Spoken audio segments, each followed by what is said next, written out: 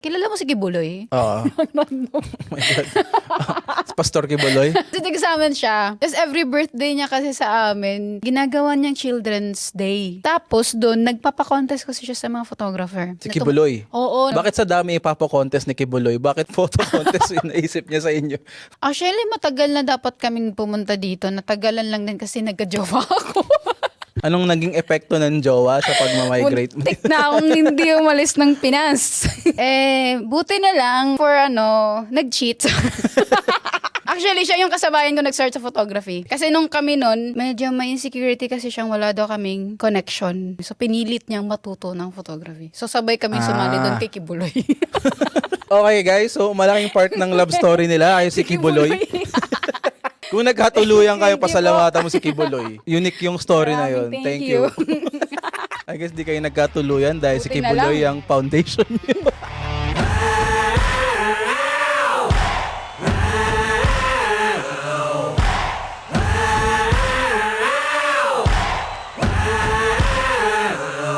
Yo, kamusta internet world? Welcome to Sa Totoo Lang Podcast. Ako nga pala si Kyle, ang inyong host, also known as Coach Kyle from The Breakdown, also known as Kyle, ang kabanda ng lahat. And welcome sa bago naming podcast dito sa Filipino TV. Sinimulan ko talaga tong show na to kasi naisip ko na parang sobrang dami sa circle ko na mga creative dito sa Filipino community natin na napakaraming story na pwedeng makwento na feeling ko makaka-inspire sa maraming mga tao, lalo na sa community na involved ako with music, sports, and content creation or media in general. And marami akong mga kaibigan na nakakausap na very inspiring yung kwento nila, and lalo ngayon sa mundo na almost lahat ng tao parang content creator na, and sobrang dali ng maging creator. Feeling ko yung mga tao na nakakasama ko sa community, marami silang mga inspiring stories na ma-share para sa mga aspiring na creators or aspiring musicians or kung ano mang ginagawa nila sa buhay. So yun lang naman talaga yung dahilan kung bakit ko naisip gawin tong show na to. Kaya yun nga, para sa ating first episode, yung guest ko for today is kaibigan ko siya. Isa siyang photographer, content creator, marketing specialist kasi isa sila sa mga pinakamagagaling sa mga ginagawa nila. Eh syempre hindi ko na patatagalin. Kasama ko si Mimi. Hi. Hello. Hi, Mimi. Mims, kamusta ba? Anong balita sa atin? Okay lang. Kung saan-saan lang. Galing kayo ng Calgary last time, tama? Yeah, 2 days? No. 2 nights, 3 days. For work, di ba? Kwento mo naman kung anong ginawa niyo doon at para saan yung ginawa niyo sa Calgary. Hindi siya totally for work actually. Hindi ba? Hindi. Halong gala. Talaga ba? Oo. Akala ko nag-ano kayo Gala doon. siya. Kasama mo sila, Kay. Yeah, sila kay. Biglaan din yun actually. Anong ginawa Masaya niyo? naman, wala, nagstay lang kami sa Canmore. Nagliwaliw dun. Ikot saglit sa downtown. Ano siya, for me, masaya siya kasi every year kami nagka-Calgary pero laging summer kasi kami pumupunta doon. Okay. And first time ko makapunta doon ng winter. Ano bang pupuntahan mo sa Calgary pag winter? Yung mga, isa sa Banff. Yung mga national parks doon. So, noong una talaga, sabi ko, baka maging boring sa Calgary. Kasi sabi nga nila, pag pupunta ko doon ng Calgary ng winter, wala daw magagawa. Pero kasi para sa akin, iba siya kasi hindi ko pa siya nakita ng may snow. Parang ganda pala. Ako nga, di pa ako nakakapunta doon. Oh, ang ganda niya. Para siyang yung parang nasa green screen. Pero I think pupunta kami doon nila Ranzel this next year. I think pinaplan namin. Ako hindi pa kasi ako nakapunta ron. Pero gusto ko siyang makita para mag-picture, I think. Maganda siya. Para kaming noong una kong kita, nung dumating kami sa van, para akong natanga na, ewan. Kasi alam mo yung parang, wow, bundok. Wala yun dito. Wala dito nun. Tahimik kami nun, kami magkakaibigan, nasa sasakyan, nakaganon lang kami lahat sa labas. Parang, wow. Alam mo yung dito kasi puro building yun nandito eh. Tapos yung ganda ng Banff, yun yung parang parang masasabi mo na meron talagang gumawa nun at hindi siya accidental, di ba? Totoo. Yung paano nasimulan to? Yung Para siyang dinrowing talaga ng Diyos eh. Ganun yung itsura nun sa akin eh. Like paano by accident magiging ganun siya kaganda yung itsura nun, di ba? Yung nature na ganun. paano na-discover. Tapos ang daming lakes dun. May gusto ko tanong. Ano? Kasama mo si Kay, di ba? Yeah. And si Kay kasi dapat siya yung una kong guest eh. Tapos, Eh, busy siya. Oo, busy siya Baka naman pwede mo siya ma-convince na pumunta dito. sige. Sabihin ko siya kung nanonood Sorry ka sis, ngayon. pina-shoutout na kita. Sabi niya, nahiya na nga ako minsan kasi parang lang. suki na daw siya sa lahat ng show. Oo. Sige lang, tanungin ko. Tignan natin. Pero busy talaga siya ngayon. Shoutout kay Kay. Hi sis. Hi, Kay. Kamusta? Ikaw next. Nauna na si Mimi. Oo, ako Busy muna. ka kasi. Ikaw dapat dito eh. Pero sana mapagbigyan mo ako kasi Pagbibigyan tayo niyan, mabait niyan eh. tayo lang naman Mabait yan, mga oo. friends lang naman eh. Chikahan lang naman tayo eh. Sige, eto, medyo kasi uma-advance tayo ng konti. Balikan lang natin, gusto ko lang din malaman is, kamusta ka? Yung sino si Mimi sa pagkabata, childhood, saan ka nang galing, ano ang upbringing mo? Okay. So, ikikwento ko ba saan pa ako pinanganak? Ano? Why not? Okay. So, I'm from Davao. Mhm. So, Bisaya ako, ganon. And then, yung childhood ko, okay naman. Nakakamiss minsan. Kasi iba yung generation natin, pagkabata natin, iba laro-laro tayo eh. Mm. So, masaya siya. Though, sa relationship wise, sa family, hindi siya magandang ano. And I think, naka-affect siya kung ano ako ngayon. You mean like sa parents mo? Yeah. Hindi ka close or Hindi. Especially sa tatay ko. okay? Mm-mm. Kasi, na yan. Medyo, hindi ko alam paano ko sasabihin eh. Ano, sensitive ba? Hindi naman. Okay, Hindi naman. okay. Hindi siya sensitive. Ano siya, parang, so dalawa kasi kami magkakapatid. Sa amin dalawa, parang ako yung laging pinag-iinitan. Dahil? Hindi ko alam. Ikaw ba yung mas matanda? Oo. Okay. And then yung kapatid mo, babae or lalaki? Babae din. Okay. Mm-mm. So parang, pag sa akin, konting mali lang, bugbog agad. Yung mga ganon. Bugbog talaga? Oo. Pero hindi mo ako sinusuntok. Pero yung like, sasabihin ko ba anong ginawa? Kung gusto. Ready ka ba? Sige, ano ginawa? Like, kunwari, may one time na, ano yung nangyari yun, parang nagkukulit-kulit lang ako, syempre bata. Ganon. Tapos naalala ko lang, pag uwi ko, pinagalitan ako ng tatay ko, tapos, nilublob niya ako sa tubig. Mga ganong eksena. Teka, wait lang. Ilang taon ka nito? Siguro mga 8, 9. Okay. Oh. Ay, hindi, gusto ko lang linawin na. Ngayon ba, okay kayo ng dad mo? Or Okay naman na, pero hindi kami nag-uusap. Before okay. naman ako umalis ng Pinas, nag-sorry siya. Ay, wait, hindi mo siya kasama dito? Hindi. Okay. Nasa Pinas siya. Kasama dapat namin siya. Mm-mm. Pero kasama mo ang mother mo at sister mo? Oo, tapos may stepdad kami. Broken family. Yeah. Okay, so hindi ko alam kung gusto mong balikan natin yung nilublob ko niya sa tubig. Okay lang. Bakit kanya nilublob sa tubig? Naalala ko lang, naging makulit lang talaga ako. Just because makulit ka? Makulit ako, oo. Ganun siya. Tapos verbally din, medyo... Minumura ka ganun? Oo, malala pa sa mura. Okay. Oo, sinasabi pa namin, may sinabi pa man, kung alam ko lang nalalaki kang ganyan, dapat... Okay. May traumatizing yun ah. Pero nakaget over naman ako. So parang sa akin, parang, alam mo, pag naiisip ko, grabe. Akala ko normal yun na pagdaanan na sa bata sa parent, pero hindi pala. Oo. Pero wala siyang effect sa'yo sa pagtanda mo? Wala siyang trauma? Medyo, hindi ko alam paano yan, pero doon ko makakonect yung parang gusto kong gawin ngayon. Parang hindi ko alam kung para saan talaga ako kasi yung tatay ko parang tinatak niya sa utak ko na kahit anong gawin ko, parang hindi ako mag-excel. Parang failure ka lagi. Ganun. Kaya parang hanggang ngayon, kung ano-ano yung gusto kong itry kasi hindi ko pa talaga alam para saan ba talaga ako. Or natatakot ako mag-try ng isang bagay kasi... Natatakot ka mag-fail? Oo. Kasi baka parang hindi naman ata ako para dito. Baka hindi ako maging magaling. Parang so, kung ano-ano yung hobby na tinatry ko, pero feeling ko parang okay lang. Natututo ako pero hindi ako nagiging magaling. Kaya parang nagja-jump into one hobby to another ako lagi. Alam mo, trauma yun eh. Yung ganong klaseng effect na pagkabata. And maybe kaya hindi ka rin nag-excel kasi tinatatak mo sa isip mo na niisip mo lagi na baka mag-fail ako or di naman ako magaling. Actually, parehas tayo. Relate ako sa ganung bagay. Mag-iiyakan mo tayo. Hindi tayo mag-iiyakan. unless gusto mo umiyak, Ay, hindi kita hindi. pipigilan. Tapos, Hindi, gets ko yung ganun. Kasi ako naman, hindi naman ako lumaki sa family na ina-abuse ako. Loving naman yung family ko. Kaso, lumaki lang kasi ako sa family na very, paano ba, very distant yung magulang mo sa'yo. oh, okay. Kumbaga, hindi ka kinakausap.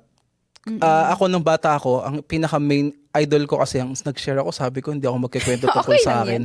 Pero for context lang, dahil medyo relate ako, kasi idol ko kasi yung dad ko. Lahat ng ginagawa ko ngayon, musician ako, content creation, yung pag-film, photography, lahat yun, trabaho ng tatay ko kasi yun. Kaya pala. And then, rin siya, visual artist siya. Hindi na ako ganun ngayon, pero nung bata ako, yun yung first love ko, mahilig ako mag-drawing. And dahil kasi yung tatay ko, artist siya. So, pero hindi niya talaga kasi ako gaanong kinakausap. Hindi naman niya ako ina-abuse or kung talagang distant lang. So, ang nangyari, kahit anong gawin ko noon, nagalingan ko sa lahat ng bagay. Alam mo yung hindi ka pinupuri. Oh, yeah. So, feeling mo, hindi Hindi ka enough magaling. yung ginagawa mo. Oo, hindi enough yung Yeah. ginagawa mo. Parang ganun din yung naging epekto nun sa akin nang tumanda ako na parang kapag meron akong gustong gawing bagay na cool na ginagawa ng mga klase ko, parang iniisip ko lagi, hindi ako gagaling dyan. So, hindi ako nabebelong. Anyways, back to you. Yeah. So, yeah, relate ako sa'yo sa ganong instances. Paano nung nag-high school ka? Nung nagsimula, syempre, yung nag-high school ka, ito yung mga panahon na nagkakaroon na tayo ng sariling isip eh. How were you like nung time na yon? Or may epekto pa rin ba sa'yo yung childhood trauma mo na yon? Meron pa rin kasi kahit nung nag-high school ako, na-experience ko pa rin yun eh. Yung mga yung physical, minsan. Ginaganon ka pa rin niya. Oo, umabot siya hanggang high school ako. Pero ano yung mga bagay na tinatry mong gawin during that time? Kasi may sarili ka ng isip nun. Hindi. Wala, lagi ko na lang sinasabi sa sarili ko na matatapos din to. Mm. Kaya nga siguro nung maghihiwalay na sila ng nanay ko, imbis malungkot ako, natuwa ako. Wait lang, kailan ba sila naghiwalay? Mga ilang taon ka? Siguro ng third year high school ako, mga 2012, 2013. Okay. Kaka-18 ko lang nun. Kailan ka dumating ng Canada ulit? 2017. 2017. Yeah, kaka-8 years. Kaka-8 years ko lang. So sa Pilipinas pa lang sila naghiwalay. Kasama dapat siya dito. Kaya natagalan yung punta namin dito kasi noong una dapat kasama siya sa unang application. Kasi nabago kasi ayaw niya nang sumama. So yun nung binago kami nilang ng kapatid ko. And minor kasi yung kapatid ko that time. So parang pumunta-punta pa sa mga judge. Kasi ang tawag dyan, ako yung guardian na ng kapatid ko. Yeah, gets. Yeah. Pero how were you like nung high school? Ano yung mga na-pick up mong hobbies? Anong klase kang estudyante? Wala eh. Parang dun, hindi kasi dun nga, dahil nga dun sa dahil nga sa experience ko sa tatay ko, parang natakot ako makakuha ng attention. Ayokong nakakakuha gusto ko nasa likod lang ako palagi. Naging introvert kayo. Oo, hindi introvert, pero ayoko lang nakakakuha ako ng attention. Hanggang ngayon actually. Hanggang ngayon kaya tinatry kong lumabas-labas sa ganito kasi pag pinupuri ako, hindi ko alam paano ko i-accept. Okay. Pag may ginagawa ako, ayoko masyado akong, uy, thank you. Parang gusto kong, sige, gumanon. Parang, alam mo yung, sige na, okay na, tapos na. Parang ayoko talagang nakakuha ko ng attention. Parang, hindi ko alam, kasi feeling ko ginajudge ako. Parang gano'n. Pero marami kang friends nung high school? Hindi din. As in, sobrang naging aloof ako. Okay. Kasi natatakot, ewan ko, hiya, parang gano'n. Kasi parang aware din yung mga kaibigan ko that time, anong ginagawa sa akin ng ko. Tapos sila, ang close nila sa family nila. Tapos ako ganito. Parang gano'n. Kaya nandun din yung hiya. So, basically, hindi ko alam para sa akin kasi. Oo. Para sa akin, ang high school life ng isang bata sa Pilipinas is yung parang best years ng pagkabata ng isang tao. Dito mo ma-experience lahat. Hindi ko alam kung ako lang. Pero yun kasing age group na yun, yung parang nagkakaroon ka ng sariling isip. At the same time, hindi ka mature. So, gagawa ka talaga ng mga maling desisyon or mga basta mga di magagandang bagay na pero akala mo sa isip mo dahil meron ka ng isip, akala mo tama yung ginagawa mo. Oo. And then in return, after nun, marirealize mo na bata ka pa nga nun, pero maiisip mo na dahil dun mo na-experience lahat ng bagay. Yun yung pinaka masayang, parang dun ka pinaka natuto. Oo. Malaking parte siya sa nag-shape or nag-mold sa kung sino ka ngayon. Tama ba? Hindi ko alam kung ganun sa'yo kasi sa akin, most ng skill set na meron ako ngayon sa buhay is natutunan ko nung high school ako. So hindi mo na-experience yung ganung Hindi. bagay. Nung college ako, parang natauhan. Meaning? Doon ako nag-start sa photography actually. College ka. Sa Pilipinas. Nung college ako, oo. Hindi, sige. Puntahan natin yung photography mo. Paano ka napunta into photography? Binigay sa akin ng nanay ko yung digicam niya dati. Na ano yun eh. Yung pinakaunang Samsung na nafi-flip yung screen. Yung ganda-ganda nun dati kasi anong taon yun? 2013? Tapos may camera kang ganun. Digicam na Samsung. Oo, color red pa yun eh. Okay, hindi ako familiar. So, yun yung una kong napagtripan. Tapos, inaaya ko lagi yung friends ko na mag-photoshoot, ganun, gamit lang yun. Hanggang sa, siguro 2 years kong gamit yun. Mga 15, 16. Tapos, before ako mag-18, dapat magdidibo kasi ako. Tapos, hindi natuloy for some reason.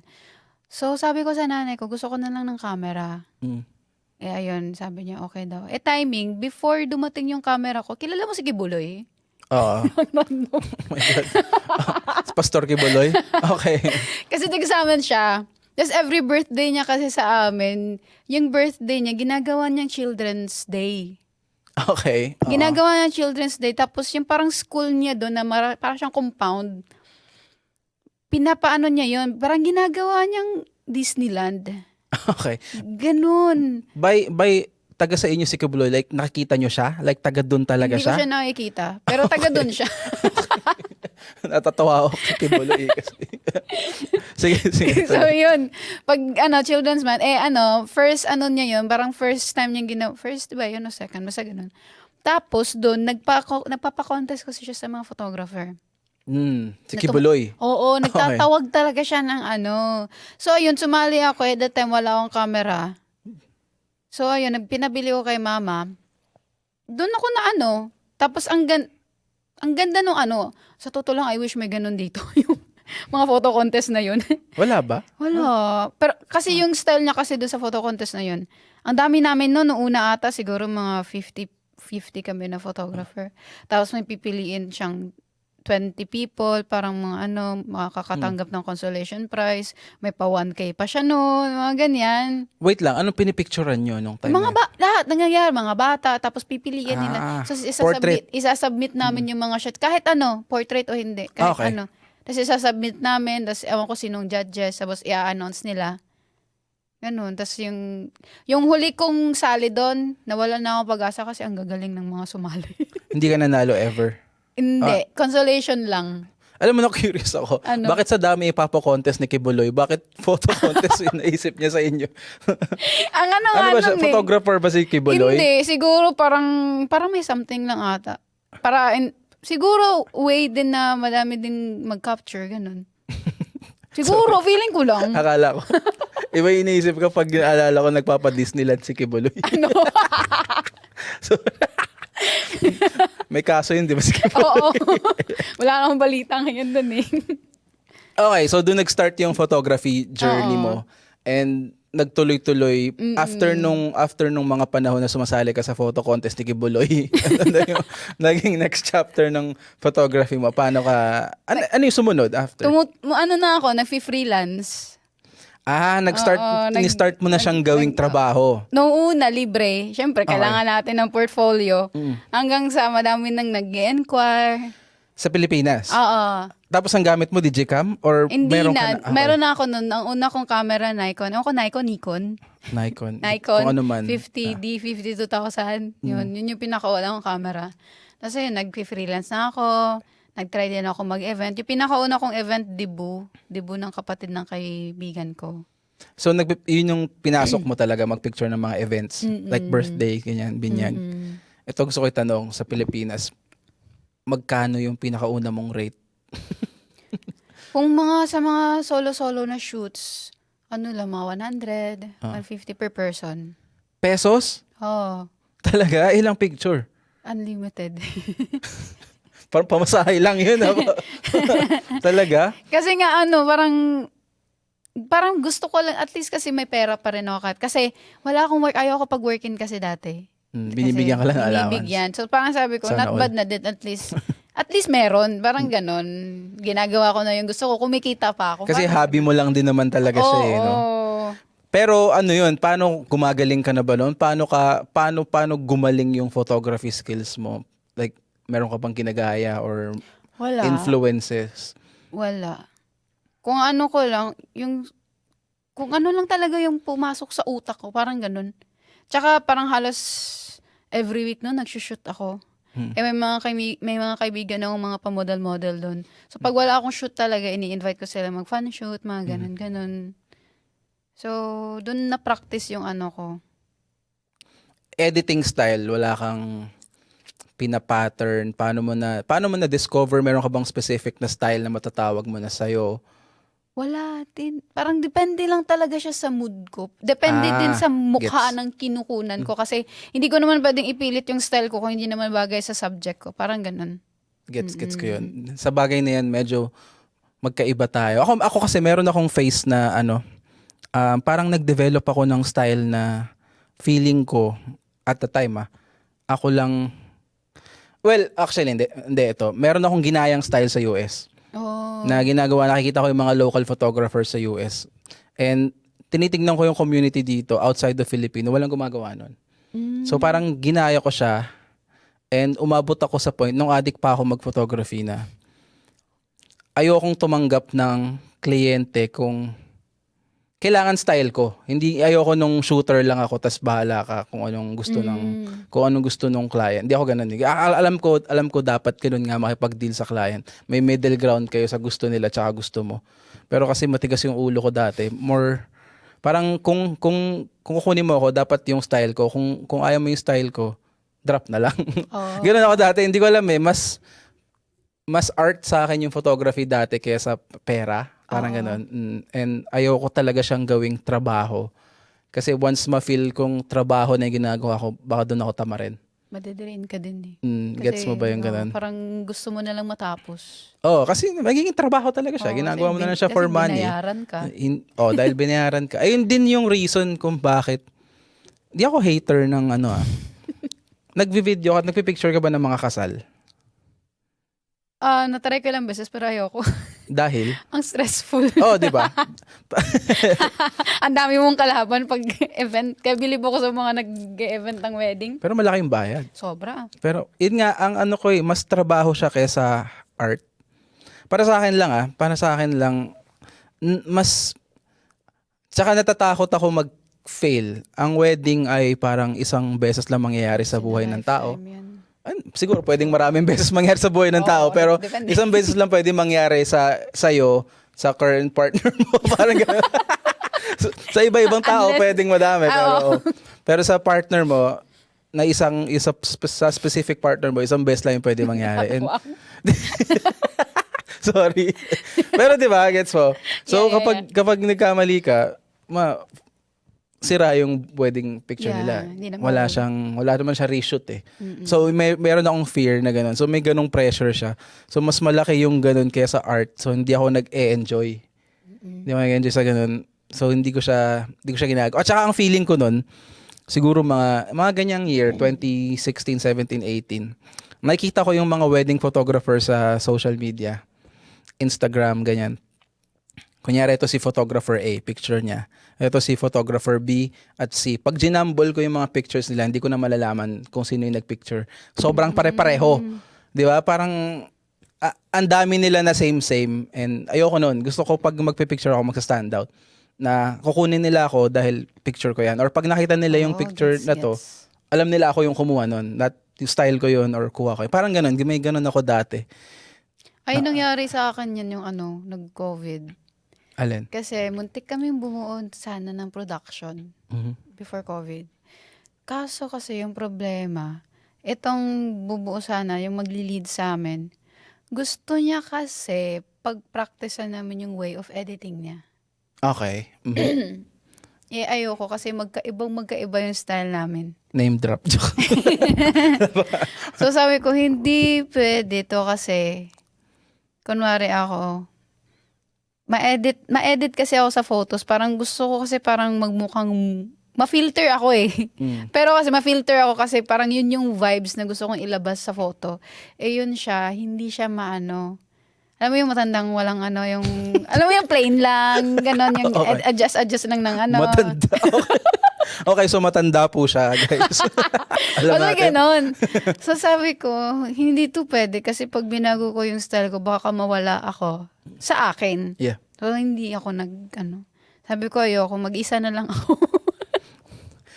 Ito, medyo nag-forward tayo ng konti. Gusto ko lang balikan yung transition. Paano ka naman napunta ng Canada? Paano ka napunta dito? Si mama. Mhm. So siya yung kumuha Migration? sa amin. Oo. Okay. So landed as PR kami dito. Actually, matagal na dapat kaming pumunta dito. Natagalan lang din kasi nagka-jowa ako. Okay, wait lang. Anong naging epekto ng jowa sa pagmamigrate mo? Muntik na akong hindi umalis ng Pinas. Okay. Kasi ayaw kong iwan. Ayaw mong iwan or ayaw kang iwan? Ayaw kong iwan. Kasi, kasi yun, may sakit kasi sa puso. So, Tutong sakit sa puso? oo. Okay. May siya sa heart. May hole siya sa heart. Aha. So, So yung reason kung bakit ayaw mo siyang iwan is baka hindi, ma-broken hearted siya tapos parang atake siya sa puso. kind of. Kasi bawal siya maka-feel ng mga deep na Okay. So, parang naging mahirap sa akin na baka pag, magka-problema, ganito, ganyan. Bawal umiyak, ganito, ganyan. Buti na lang, before nag-cheat. Oh my God. So, nagkarason. Wait, gaano katagal na delay yung pagpunta mo dito dahil sa kanya? Siguro 2 years, 3 years. Okay. Ang tagal. Kasi 5 years kami, hindi. Yeah. Tapos nag-cheat. Tapos after niya mag-cheat, doon ko na-realize na, hindi. Kaya mo naman palang, ganyan ka pala. Kasi, parang, hindi ko inaasahan gagawin niya, no? Yun. So, parang sabi ko, kaya niya pala. So, it doesn't matter. Kung hindi niya inisip yung feelings ko, so, bahala na. So, after nun, parang inisikaso ko bigla lahat ng kailangan. Tapos, siguro 5 months after, naging okay kasi kami. Nung naging okay kami, 5 or 6 months after, dumating yung visa namin. So, ayaw mo na ulit umalis? Hindi. Gusto ko nang umalis. Siya Okay. naman yung ayaw ko paalisin. So na-delay ulit or umalis ka? Umalis na ako. Okay. Sabi ko sa kanya, no, na. After mo ginawa yun, parang, alam kong magagawa mo ulit. So, Hindi ka na nakipagbalikan? nagbalikan kami, pero tumuloy pa rin ako dito. So, sabi ko sa kanya, kung totoong nagbago ka na, kakayanin mo to. Kasi nasa Canada yung ate niya. So, may possibility sana pupunta Pwede siya siya pumunta. dito. Oo. So, sabi ko, kung makakaya nito na ganito kami, okay, good. Pero kung hindi, okay. Kung natuloy ako dito. Nang kayo pa rin? Or Oo, break na? kami pa rin. So, naging kamusta LDR yung- kami for more than a year. Tapos, yun, nagloko ulit. Maloko pala to eh. Oo. Pangalanan mo nga yan. Kung nakikinig naman. Pangalanan mo nga yan. Tag nga natin yan. Hindi na kami nag-uusap. Ang tagal na. Pasikatin. Joke. Actually, siya yung kasabayan ko nag-start sa photography. Photographer din siya. Na siya sa photography dahil sa akin. Okay. Kasi nung kami nun, medyo may insecurity kasi siyang wala daw kaming connection. Mhm. Kasi hindi siya into music, hindi siya into ganito. So parang feeling niya, photography lang yung makakaya niya magkoconnect kami. So pinilit niyang matuto ng photography. So sabay kami sumali doon kay Kibuloy. Si Kibuloy pala. Okay guys, so malaking part ng love story nila ay si Kibuloy. Kung nagkatuluyan kayo, pasalamatan mo si Kibuloy. Unique yung story na yun. Maraming Thank you. Pero I guess di kayo Siya nagkatuluyan. magbabasbas sa amin. I guess di kayo nagkatuluyan dahil si Buti na Kibuloy lang. ang foundation niyo. Tatawa nga ako kasi nung wala na kami, nag-uusap pa rin kasi kami. Tapos sabi niya, what if pumunta pa rin ako dyan? Sabi ko, hindi pumunta ka.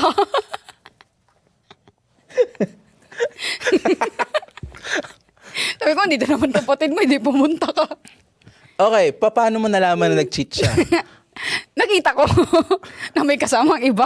Paano mo nakita? Nakita ko sila sa mall. Andun ka? Oo. Umuwi ka? Ay, hindi. Yung una niyang cheat. Yung una. Okay, yung una. Yung una, niya kasi kaklase niya. Kaklase niya. Tapos, nakikita ko sa GC nila, tinitis sila. Nung una, ayaw niya, ganun. Hanggang sa parang nararamdaman ko, nagiging cold na ganun. So, sabi ko, may something na to. Tapos, bigla siya nakipaghiwalay. Hindi mo kakilala si girl? Kaklase niya. Okay. Tapos, ayun. Hanggang sa, ewan ko na nangyari, yung day ng breakup namin, pinapili ko siya para yung nasa movie. Sabi ko, sino siya o ako? Okay. Sabi ko, sino? Sabi niya, yung babae daw. Ayun yung pinili niya? Hindi niya. Sabi ko, bakit? Sabi niya, pag magkasama kami, masaya daw siya. Ano siya? Oo. Sabi ko, sige, pahig ako kaming dalawa. Oh my God! Ang mga revelation? Seryoso, sinabi ko yun. Ang dramatic nun, umuulan pa yun. Okay. Ganun. Umuulan pa yun. Umuulan pa yun, nasa rooftop kami.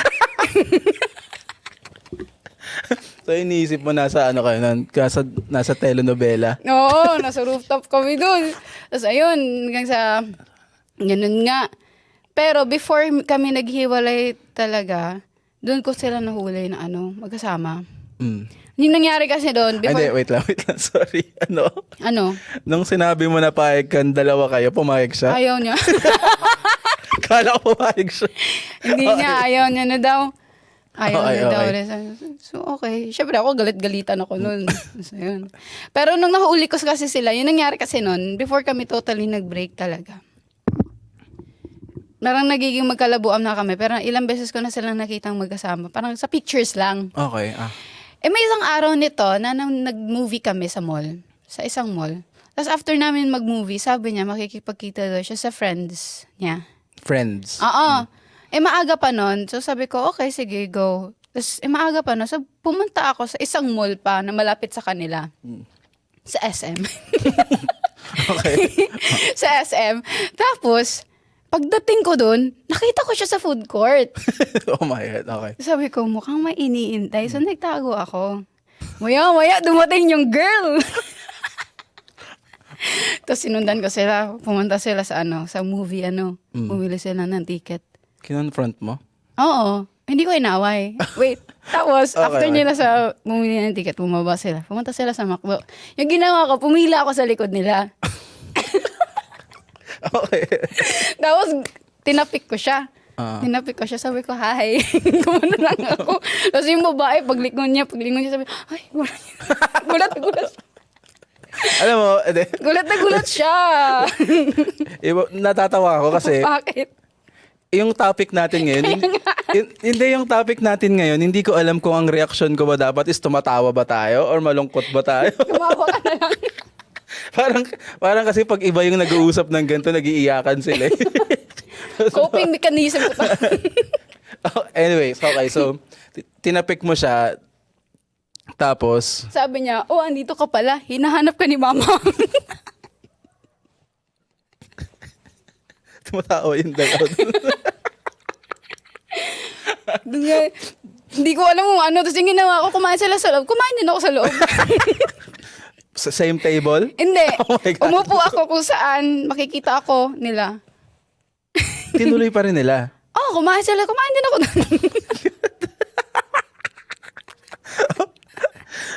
Oh my God. Hindi ko alam paano nangyayari. Para dun sa lalaki, yung bobo mo naman. Nagpahuli ka pa. Bobo. Doon pa kung saan lagi tayong pumupunta. Ang mababae ka lang sa SM. Sa SM din ako sa SM din kami nagkakilala. Oo. Sana. Ay, hindi. Pero technically kayo pa rin nun eh. Di ba? Naglolo ko lang siya eh. So after nung nahuli mo siya at nagkaroon kayo ng awkward na kumakain kayo sa isang lugar pero di kayo magkasama, anong pinag-usapan nyo nun after? Yung alin? After ng ganap na yon. Parang doon na talaga na na break na talaga. Nag-usap kami after nun. Tapos, naghiwalay kami ng siguro 2 to 3 months. Kasi naging sila ng babae. Oh. Naging sila. Tapos naging kaibigan ko yung babae. Naging kaibigan mo yung babae? hindi naman siguro sa kaibigan, pero nag-usap kami. Okay. Even in person. Kasi, yung nangyari, mas bata kasi yung ex ko na. Mas bata siya na 2 years. So, yung ginawa ko, magkatapat kami ng school. Tapos, parang nung nag-end na sila, nag-message sa kanya babae, parang nagsusorry, ganito, ganyan. So, naging okay naman. Tapos after din nung nag-message siya sa akin, nag-abot kami sa school. Parang naging okay talaga. Tapos nagkabalikan kami ng ex ko. Yun siya. Nagkabalikan kami, tapos dumating yung visa ko, ganun. Tapos iniwan mo na ulit siya. Oo. Sige, fast forward tayo ng konti. Yung second cheating na nandito ka, paano mo nalaman? At saka kanino? Yun, hindi ko nakilala. Okay. Kala ko Isa sa kasi sa mga kakilala ko, biglang nag-message sa akin. Sabi, Mimi, nakauwi ka na ba ng Pinas? Sabi ko, kakarating ko lang dito. Sabi niya, akala ko ikaw yung kasama ni ano. Bobo talaga. Kasi kaano ko daw, kaya kamukha parang gano'n. Sabi ko, ay, hindi naman niya, may kasama Ka-aura. kasi si ano. So sabi ko na lang, sige, pag nakita niya next time, mag-send na lang ka ng picture. Meron nag-send? Meron. Okay. Ano sinabi mo sa kanya nung nalaman mo na? Sabi ko na hindi ka pa rin nagbabago, mga ganun. Tapos ako na yung nakipaghiwalay. Tapos umutin sa point na pati, siya, parang nagpapa-victim siya. Yung ayoko na, siya yung umiiyak-iyak, ganun. Tumatawag na yung nanay niya sa akin. Sinasabi na, ayun nga, hindi na lumalabas, hindi ko makain, so kung pwede kausapin mo. Hindi ko na din inaano. Tapos, nung kinukulit na, medyo inaano ko na, doon ako nahabag sa nanay niya kasi. So, parang pinagbigyan ko. So, after nun, medyo naging okay pa kami ulit. Tapos, 2018. Tapos, before Christmas, hindi ko na talaga kaya. Sabi ko sa kanya, cool off muna tayo. Kasi ayaw niya talaga magkipaghiwalay. So sabi ko, cool off na lang muna. Sabi niya, sige, cool off lang naman, diba? Like, technically, tayo pa rin. So sabi ko, oo, tayo pa rin. Tapos, nung after a month, before mag-New Year ata or Pasko, kasi gusto ko na talaga i-end. Nagsinungaling ako sa kanya. Sabi ko, ayoko na. May nagugustuhan na ako dito. Okay. Sabi ko, may iba na ako dito. Doon siya pumayag kasi nigalit siya. Okay. So, nilet go ka na rin niya. Kasi, Pero hindi totoong... Baka naman totoo, di ba? hindi. Kaya nga ako nakarelate dun sa yung movie nila Julia Barreto tsaka ni movie Joshua Garcia. Which one? yung movie nilang sa Bicol, yung nakipaghiwalay din sa kanya si Julia kasi nag-lie si Julia na may iba na siya sa ibang bansa pero hindi naman totoo. Basta may movie silang ganun. Parang ganun yung nangyari din. So, inano ko siya. Sabi ko, meron na akong iba dito nagugustuhan, ganun. Tapos, nag-uusap pa rin kami after noon. Tapos nagka-jowa siya after a month. Ang bilis. Okay. Tapos hanggang sa parang naging casual na lang kami nag-uusap-usap. Tapos na-share ko na, may naliligaw na sa akin that time, ganun. Tapos, doon ko inamin sa kanya na yung sinabi ko sa'yo nung nakipag-break ako, hindi yung totoo. Sinabi ko lang yun para pakawalan mo ako. Okay. Mm-mm. So, 2018 to, di ba? Mm-mm. Okay. Ngayon, punta natin yung buhay mo after niya. Dito sa Canada. Paano ka nakabangon ba term doon or Yeah, naging active ako sa church. okay. Mm-mm. Simbahan, anong klaseng church yun? Born again. Ako. Mm-mm. Taga Brampton ka, di ba? Tama, Brampton ka ba? Hindi. Actually, ang dami kong address dito. Parang every year ako naglilipat eh. Kasi unang dating namin dito, taga Danforth. Oo. Tapos nag-move kami, nag-Victoria Park. Tapos move ulit kami Scarborough. Tapos nag-move from Scarborough, nag-move kami sa London. Ngayon, nasaan ka na ngayon? Ngayon, nasa Bampton na ulit ako. Ay, hindi. Pagbalik ko dito, nasa kami, Wilson. Tapos nag-move ako sa Brampton. Tapos mag-move na naman ako sa downtown. Mag-move ka ngayon sa downtown? Sa downtown, yeah. Bakit downtown? Gusto ko lang. Para may panahon. Wala ko, may pupuntahan ka dun eh. Wala naman. Hindi, ito. So, paano ka nakakonect dun sa creative community dito? Kasi marami ka nang ginagawa ngayon dito eh. Oo. Part ka ng maraming mga groups. Hindi naman marami, pero... Actually, nung dito medyo nahirapan akong ibalik yung photography, ko dito. Kasi syempre, Canada, walang-wala, Wala walang kang kilala. kakilala, ganun. Kaya nag-try ako. Kaya nga gusto ko siya nang sumali dun sa production na gagawin sana namin. Kasi ayaw ko nga kasi yung style. So, tinry kong mag-aya-aya ng friends, mag-photoshoot, ganun. Hanggang sa may mga nakakita. Yung pinakauna kong client dito, Binyag. Ka-work ko, kakilala niya. Hanggang sa nagsunod-sunod, nakakatuwa nga yun kasi dalawa yung anak nila, ako pareho nag-shoot ng Binyag tsaka first birthday. Okay. So, lagi ako nilang inaano. Hanggang sa nagsunod-sunod, so parang yung naging main ko dito sa photography, mga bata. Mga binyag, mga ganun. Paano mo may na-market yung sarili mo? Hindi nga eh. Word of mouth lang? Oo. Refer lang talaga. Hindi naman ako masyado nagpo-post eh. Mm. May Instagram ako, pero hindi rin ako masyado nagpo-post na ko dun. Parang Ng nagharap works ko yata dun. akong portfolio mo, wala akong makita eh. Meron ba? Meron ka ba? Meron. Okay. Pero hindi ako masyado ma-post. Kasi, yun yung mahirap pag madaming account eh. Hindi mo ang hirap maging consistent. Hindi, sige, fast track muna tayo ng konti. Ngayon nagtatrabaho ka, kilala kita as a parang marketing specialist. Kabalen. Part ka ng, Yeah. isa kayo sa pinakamauhusay na gumagawa Ay, nun. thank you. Paano ka naman napunta sa ganung field? Yung story niya kasi, since before pa, itong si Abby, Mm. si Abby, makikita niyo si Abby. Shoutout kay Abby. Andito si Abby in 2 weeks. So si Abby talaga yung nag-work sa Kabalen. Best friend siya ng kapatid ko. And since what? Kailan ba? 2022, 2023. Lagi niya ako sinasabihan na, ate, punta ka sa Kabalen, photoshoot, ganito, ganyan. Tapos lagi akong nagnuno kasi, first of all, wala akong experience sa food photography. And hindi ko pa kilala si boss nun. So sabi ko sa kanya, ayoko muna kasi hindi ko alam kung paano ko ipiplease yung boss nyo kasi hindi ko siya personally kilala. Hindi ko alam ano yung style niya, hindi ko alam paano, tsaka hindi pa ako confident sa works ko nun. So, okay siya. Tapos inas niya ako ulit, gano'n. So, same pa rin yung sagot ko.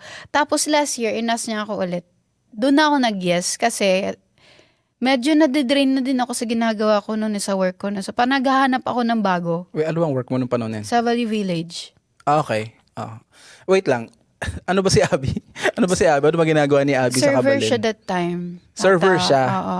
Pero bakit siya I think nag-organize so. ng photoshoot? Parang naghahanap lang sila ng someone na gagawa. Nagpapahanap sa kanya. Oo, parang, it's ganun ata. Meron na silang parang social media team nung panahon na to? Before, meron. Or Pero eto hindi ko pa lang- naabutan. Okay. Ganun.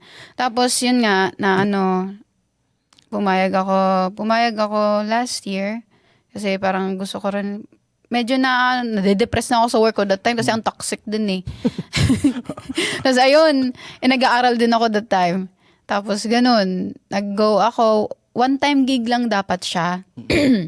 Photoshoot lang siya, tapos video. Sa Kabalen? Oo, tapos video din for Christmas nila, tapos pang-anniversary. Tapos, sinama ko nun si Mark. Ewan ko makikita niyo siya dito. Wala si Mark. One day. Oo. So, yun siya. So, sabi ko sa kanya nun, sama ka. Noong una, ayaw niya sana. Tapos sabi ko, sama ka lang kasi baka may maisip kang gawin dun. Why not? Yun nga yung nangyari. So, nag-video siya. Pinakita niya din kay boss. Nagustuhan ni boss. Nagustuhan din ni boss yung work ko. Yung ginawa ko, yung shots ko. Tapos, ayun, siya. Nagustuhan ni boss. Parang, kinuha niya na kami na regular. Oo. Hanggang ngayon, andun pa rin kayo, di ba? So, kaka 1 year lang namin dun. Kaka 1 year lang since nung photoshoot. Kaya nakakatuwa. Okay naman, so Okay far. naman, sobra. Tsaka ang bait din ng boss. Ito, gusto ko itanong kasi ako, meron din akong background sa, actually, before ako mag-Filipino TV, ano din ako, marketing team. Yan din ang ano ko, social media, anong tawag dito? Ano tawag doon? Anong tawag sa ano, yung nag-handle ng social media? Manager? Social media manager. Tapos part ako ng marketing team. Yan din talaga ang background ko. Pero ang napansin ko sa inyo, kung paano nyo ginagawa yung mga marketing materials nyo para sa Kabalen and sa Balik Kapampangan, ano siya eh. Okay, gets. Nakita ko na siya sa TikTok, yung references. Pero for something, paano nyo naisip na ganun yung i-approach sa isang Filipino restaurant? Kasi ang galing eh, effective eh. Parang nung unang lumabas yung mga series ng contents nyo, parang walang gumagawa nun na unique yun ah. Kaya very catchy talaga Sa Kabalen siya. ba? Sa Kabalen. Well, Yun nga- parehas. Oo. Well, sa Kabalen, yun nga, since walang gumagawa dito, especially sa skits, actually si Mark yung main, ano dyan, yung main brain sa skits.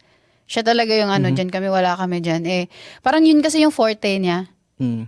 So, siya yung, siya yung nag-handle lahat dyan. And yun nga, nung una, parang napansin namin walang gumagawa na ganun dito. Kaya siguro nag-boom din yung una. Yung una nilang video ata, lalo na yung palambing-lambing yung kina Abby. Ata. Parang, pero yun talaga yung una namin, na walang gumagawa ng ganun dito. So, mas mabuti masimulan na.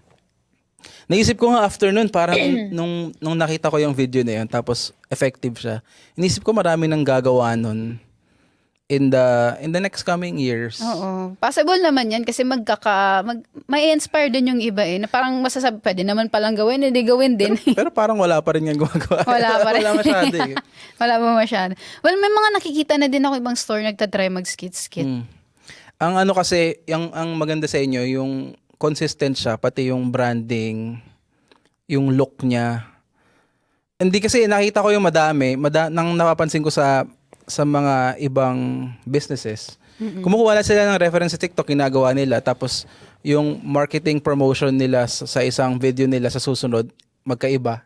Parang walang continuity yung kung ikaw ay nanonood or kung makita mo yung ad na hindi ka mauhook. Parang random lang Parang talaga siya. magulo. Random lang talaga siya. And ako, ang feel ko sa marketing is kailangan mong, para siyang Yung may flow dapat. base sa sa aking research at ang aking pinag-aralan. Dahil although sa 2025 I don't think ganun ka valid ang books about this stuff. Ako lang 'yun. Pero ano siya para siyang teleserye.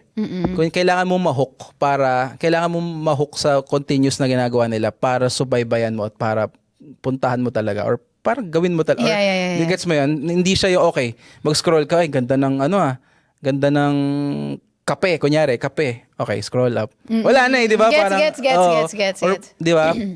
Ako feeling ko ganun dapat siyang merong ganong klaseng storya, branding, yung pagkakapackage sa kanya, consistent. Which, yun yung gusto ko sa ginagawa nyo kasi consistent talaga siya. Yeah, so ganun yung inaano namin. Tapos sa ballet din, ganun din. Ballet. Ganun din sa may mga segment din kami doon. May flavors of ballet.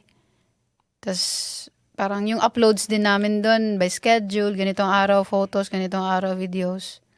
So hindi siya randomly na mag-upload lang kami ng ganito, ganyan. Kaya once or twice a week pumupunta kami sa store para mag-shoot.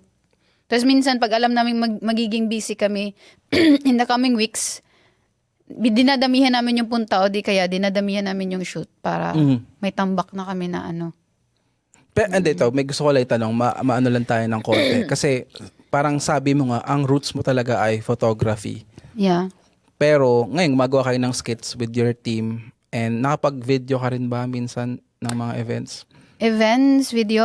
Hindi. Oo, pero actually yung mga videos ko sa events na nagawa ko ever since, for me hindi siya ganun kaganda.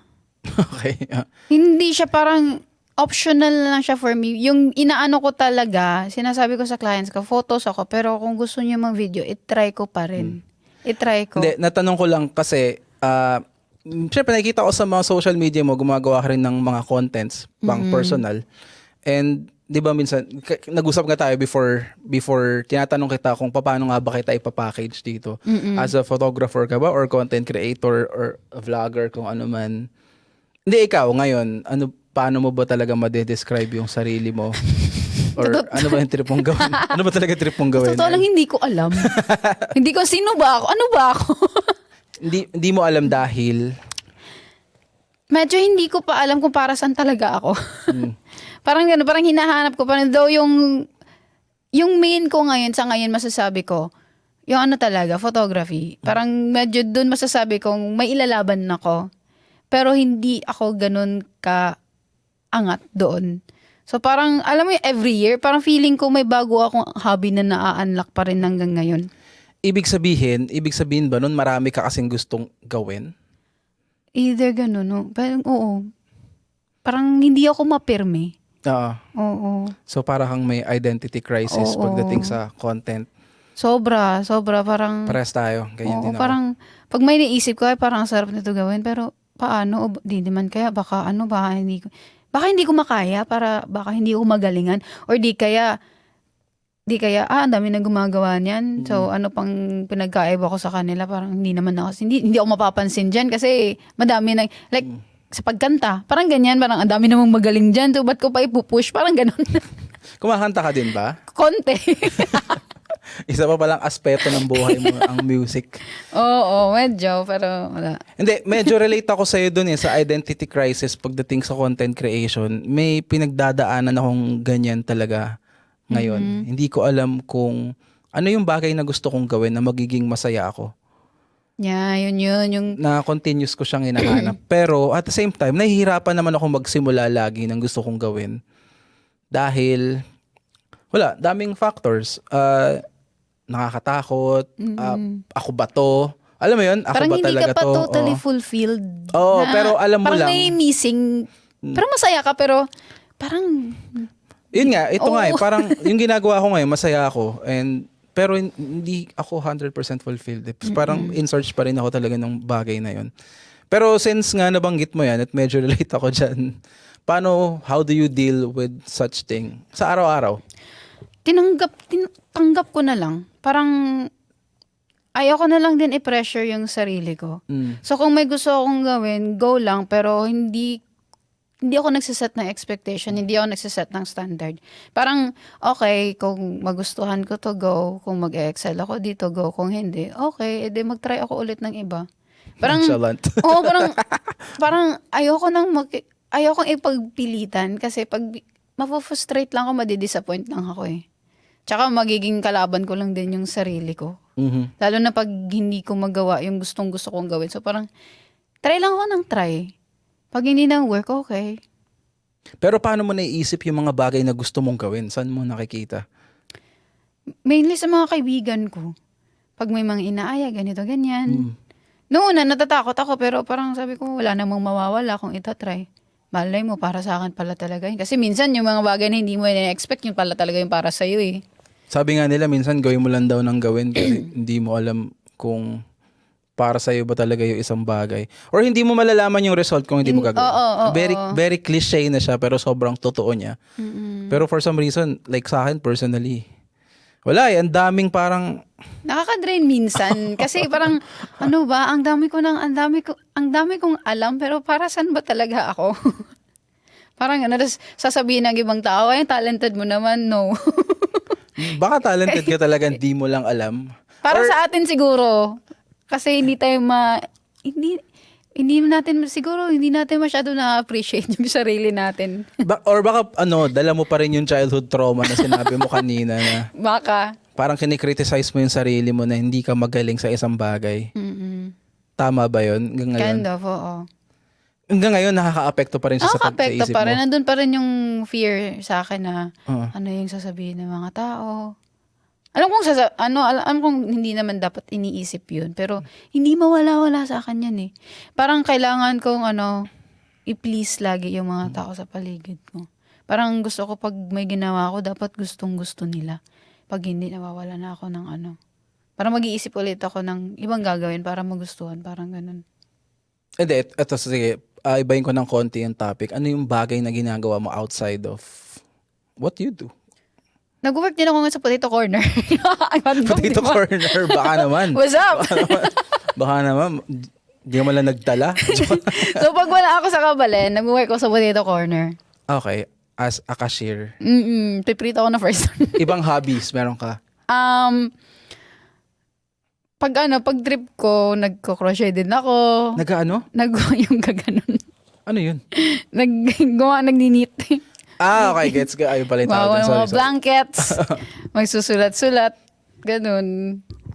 Kamusta ang... Kasi marami tayong hindi pinag-usapan dito. Hindi ko alam kung gusto mong sabihin. Sige. Kamusta ang sige lang, go lang. Hindi, nahiya ako eh. Go lang. Ano nga? Di ba kaka-break up mo lang? Nag-usap tayo kanina sa backstage eh. Oo. Hindi ko alam kung gusto mo siyang i-share. Hindi kasi kaya ko gusto malaman yung mga aspect na yon is ang gusto ko itanong is kung anong biggest lesson mo from sa lahat na pinagdaanan mo from your childhood trauma. Pero syempre, hindi ko pwedeng tanong yan hanggat walang context yung heartbreak mo dito sa Canada. Okay, may heartbreak ka sa Philippines. And then dito, what's the story?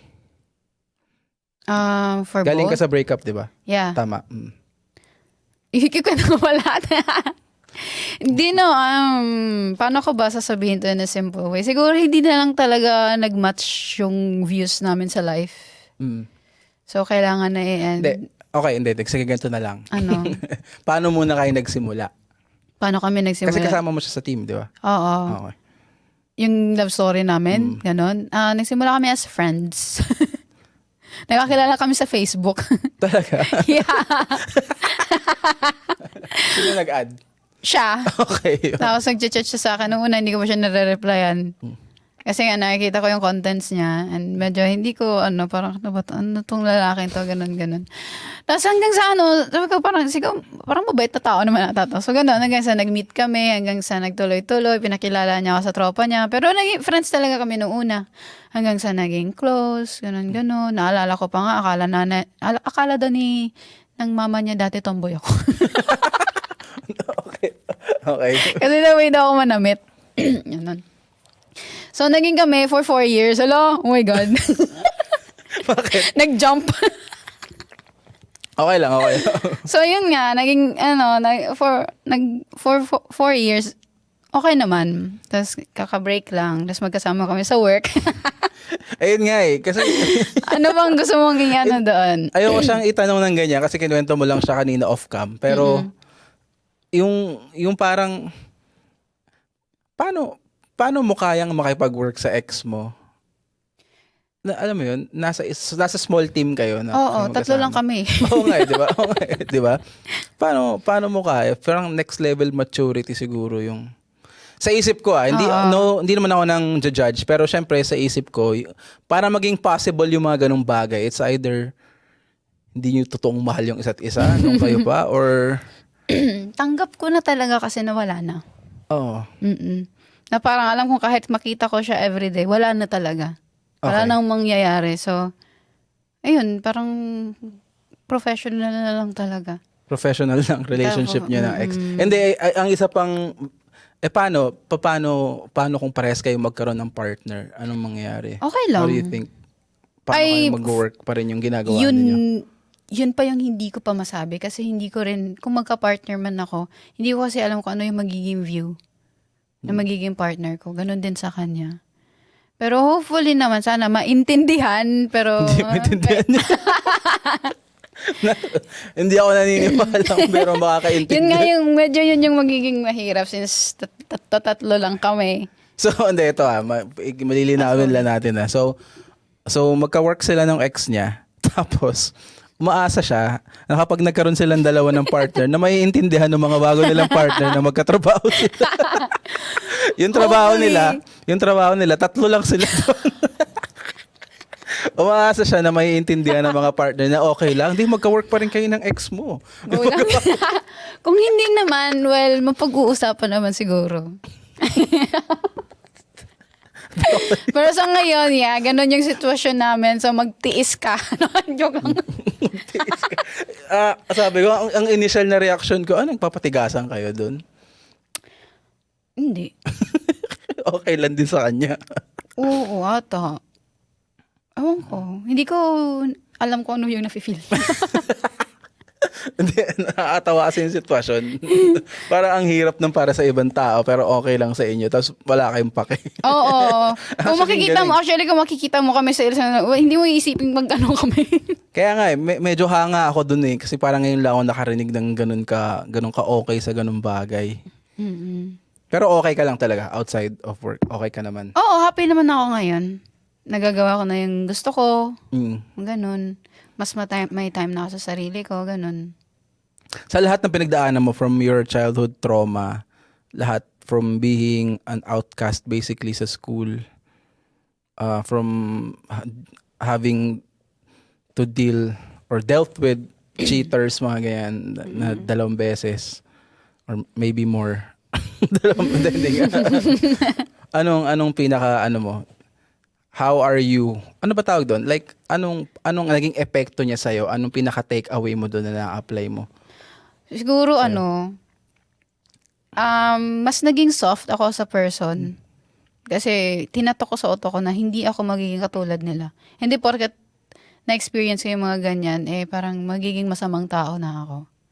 So sa utak ko, naging ganyan sila kasi may sila parang may issues din sila sa mga sarili nila na hindi nila alam. So, at some point, iniintindi ko na lang din kung ba't nila nagawa yung mga nagawa nila.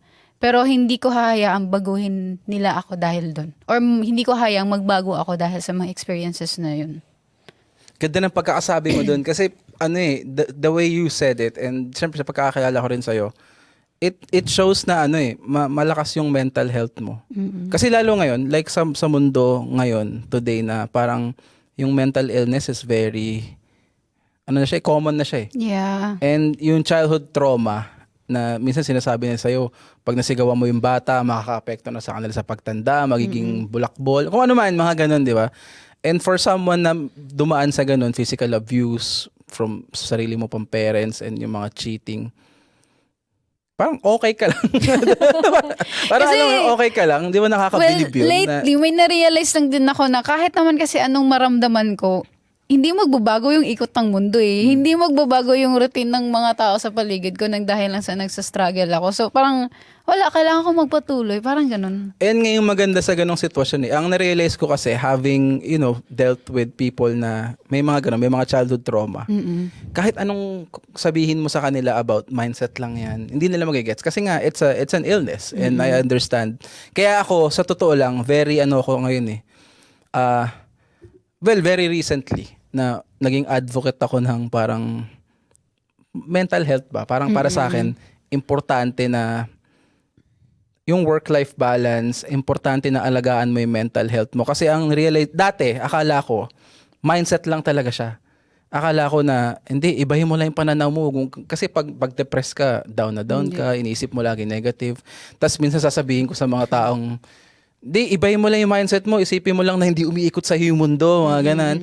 Maaring mag-work sa atin yun, pero for someone na may mental health, hindi nila marirealize yun kasi it's an actual illness. So, narealize ko talaga yun kasi, dahil sa girlfriend ko, hi, Ranzel, siya yung pinaka nagbukas ng isip ko sa bagay na yun. Kaya sobrang, naging advocate talaga ako ng bagay na yun. And inaalagaan ko talaga ang mental health ng mga tao. Kaya iniiwasan ko maging toxic eh.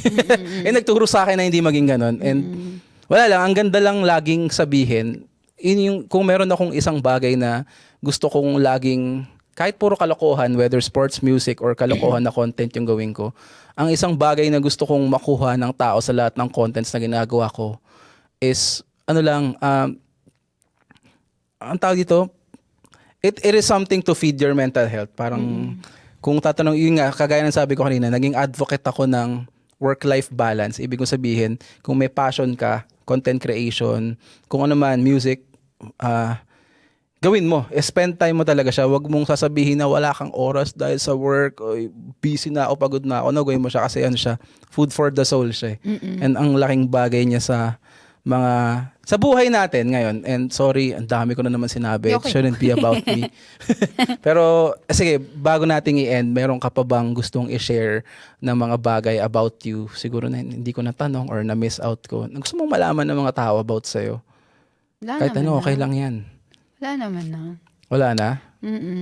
Okay naman na. May tatanong ka pa ba? Hindi, madami kaso. Meron kasi sige. tayong time limit, unfortunately. Unfortunately, moms. Madami tayong pwede pag-usapan off-cam. Pero, I guess, if ever naman, pababalikin na lang kita ulit dito at Oo, mag-yapping mag-chismis. session na lang Oo. ulit tayo. Pero, sige, bago tayo magpaalam, May moms. tanong-tanong ka ba kanina? Kakayanin ba natin yung 1 hour? Sumobra pa na. Diba? Minsan kasi ganun pag umpisa Tensya na guys, unang episode. Pero hindi, gets kita Same din kasi ako. Nagkakwentuhan tayo off stage. Ganun din ako na medyo tahimik talaga ako in real life. Hindi ako marunong mag-small talk with people. Pero once same lang in-engage tayo. in-engage ako sa conversation, hindi rin ako tumitigil magsalita. Oo, ganun din ako. Pero sobrang- Mga yapper din. Pag may na-meet kang... No, ganun talaga ako Pero sa totoong buhay, mahihain talaga ako Kala nga nila suplado ko, hindi po, mahihain po ako. Uy, ako din. Same tayo. Kaya nga tinatry ko yung exposure therapy ngayon O, diba? Kaya ako nga ginagawa to para ma-practice ako diba? makapag-usap Start na kayo, guys. Sige, bago tayo magpaalam, meron ka bang gustong i-promote, i-shout out, sabi mo na lang sa camera. So, punta po kayo sa Kabalanan, Bale, Kapampangan. Hindi po kami laging andun. Pero lagi po silang open. So, yung Kabalan, open sila everyday. So, yung Kabalan, open siya Monday to Thursday, 10 a.m. to 9 p.m. Friday, 8 a.m. to 11 p.m. Saturday, 11 a.m. to 11 p.m. Sunday, 7 a.m. to 9 p.m. And then, yung Bale Kapampangan naman is, iba yung schedule nila Oh my God. Parang nag-ano. Uy, ba't wala? Okay. So, store hours ng Bale Kapampangan. Monday closed, Tuesday to Thursday, 1 p.m. to 10 p.m. Friday to Sunday, 11 a.m. to 10 p.m. Magkatabi lang yan sila, guys. 3778 Potter Street. Wow. Yeah. Nag-marketing. Oo, syempre. Dala-dala Yung namin yan. hindi mo ba gusto i-promote ang photography services mo? Baka naman. Actually, pinag-iisipan ko ba kung babalik ako next year. Ayan. Medyo kinontak ko na yung friend kong photographer. Sabi ko, if ever, after na mag-move, sasama na ako sa kanya sa mga gigs niya. So, Ayaw mo rin ba i-share kung saan kanila mahanap personally? yung Instagram ko po is Hanami de la Peña. Pero hindi talaga Hanami yung pangalan ko. Marami nagtatanong sa akin. Akala ko rin talaga yun yung pangalan Hindi, mo. nickname Kaso ko lang yun. nakita ko yung email mo na nag-email ka sa akin. Nung nag-email ka sa akin, Yun doon ko talaga na yung pangalan na-realize. ko. Anyways, Yeah. thank you. Thank you. Thank you Mimi. din. Salamat sa yapping session. And I guess yun lang for this episode of Sa Totoo Lang Podcast, guys. Kita-kits tayo next week.